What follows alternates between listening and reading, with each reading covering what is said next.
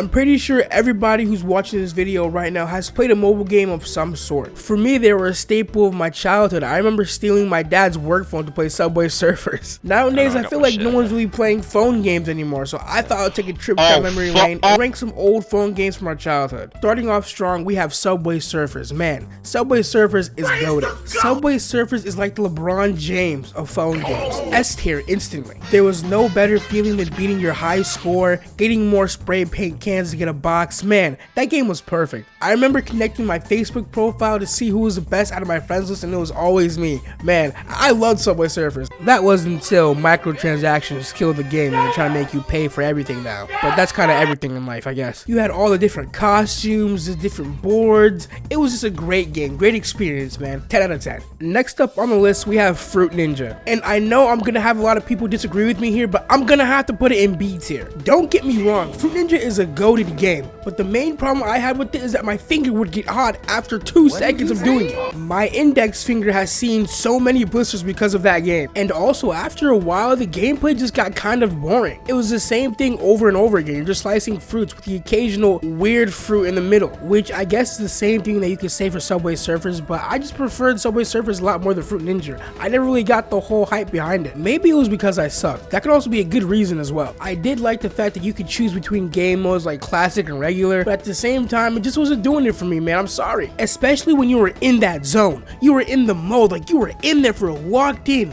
and that bomb would come up on the screen and you would hit it. Bro, I hate this game. Jetpack Joyride, C tier, fuck this game. Jetpack Joyride was my introduction into anger issues. I swear this game was engineered by dumbasses, bro. I swear, I'd be going on like a flawless run. I promise you, I'm about to hit my highest high score ever. And then you get hit by a megapixel, a little tiny pixel on the corner of your screen, and then your run is over? Like, what are we talking about? I'm still upset over times where I knew for a fact I should not have died and I died. This is why I hate this game. But game mechanics aside, I feel like Jetpack Joyride had some of the best gameplay of all mobile games, man. It was super fun.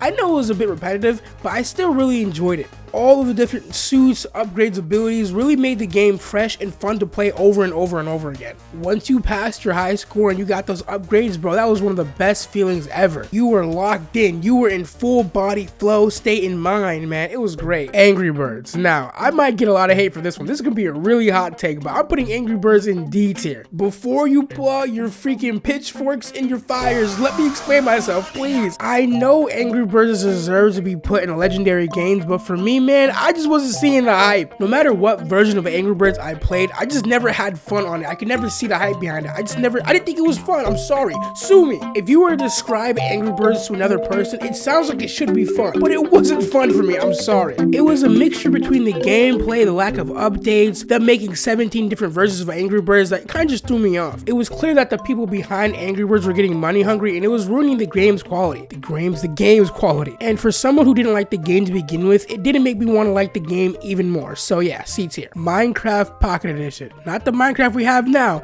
I'm talking about Minecraft Pocket Edition Lite. That is an S tier game. I love this game so much that I could even make a full 10-minute video about how much I love this game. The gameplay was pretty solid, and there were so many different lore and theories behind this game that really brought it to life. I remember watching all the old Minecraft PE YouTubers trying to copy their house builds and trying to see if I could make my house like theirs. There were dead ass nights where I couldn't even fall asleep because I was so scared that Herobrine was gonna come after me. There's no way that I'm the only person that wanted to be a Minecraft Pocket Edition YouTuber at some point. I know at some point all of us wanted to. Come on, everybody wanted to be a Minecraft YouTuber at some point. Next on the list is Clash of Clans. And honestly, I'm giving this an A tier. Pretty solid game. Clash of Clans is A tier. Honestly, it was a phenomenal game. The keyword in there is was because, you know, microtransactions came through and ruined everything. It does everything else. But before that, it was a pretty good game. There was no better feeling than pulling up on someone's clan and completely destroying them, and then having the same thing happen to you 30 minutes later. I remember being in class and just getting that notification that your base is being raided. That's probably like one of the most scariest things ever, especially when there was nothing that you could do about it. You kind of just had to sit there and wait until the whole thing was over. I remember me trying to join some different clans, but I never got accepted because I was really bad at the game, but I thought I was pretty good, but no, I was actually pretty trash. The problem that I had with Clash of Clans is that I never really knew how to set up my base. I kind of just put things things in random spots and hope that it worked out. Spoiler alert, it never worked. My base got raided so many times and it was basically a free win, because if you raided me, there was a 100% chance that you were going to win every single time. Pretty solid game. Next we have the better Supercell game, which is Clash Royale, and this one is also getting an A tier. This game was pretty solid. Unfortunately, this game also suffered the same greedy microtransaction that Clash of Clans also suffered as well, but it was still a pretty fun game. The main thing that I remember about this game is that I could never for the life of me get the cards that I wanted, and at the time it was a wizard card, and for some reason I could never pull that card, and all my friends would come to school with their shiny new wizard card, but I was never able to get the card to this day. Even when I spent money on the game to get the card, I still did not get the card, bro. I don't like this game actually. The gameplay was really fun. It kind of forced you to be a little bit smarter about your cards, which I really did enjoy at the time. It really did make every match feel different with different players and different cards that you can play again. On the other hand, sometimes it did get really boring playing against the same cards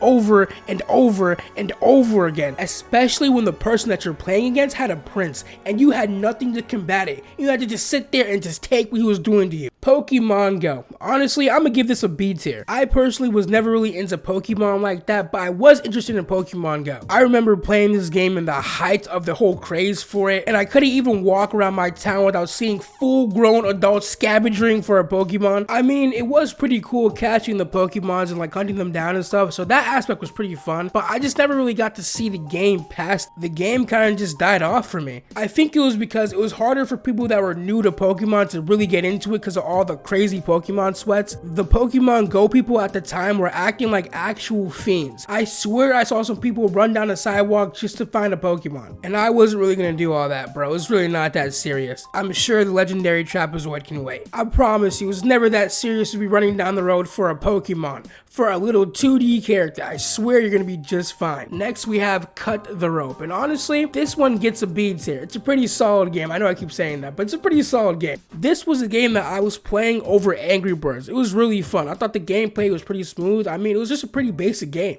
Don't get me wrong though, there were definitely some levels that made me want to snap my dad's work phone into 2 pieces, but besides that, I like this game a lot. Next on the list is Doodle Jump. Fuck this game, C tier. This game was unnecessarily hard. Like, I still have flashbacks from this game and just being horrible at it. And the developers knew what they were doing because the first couple jumps is easy peasy. Like, I'm getting past that shit with no problems. But the further you go, the more ridiculous it gets. Well, that's how all games work. No! This shit was not normal, bro. It was not normal. 1 second I'm going through easy peasy and the next second it's impossible to play this game. I don't understand, like, where's the middle ground between that? The game was really fun, but for 12-year-old me, it was just really hard, and for that reason, I didn't like the game at all. If you had any mobile games that you disagreed with me on this list, please let me know. I'm interested to hear what you guys think about this video, and yeah, the next video is on the screen. Thank you guys so much for watching, and I'm out. Peace, peace.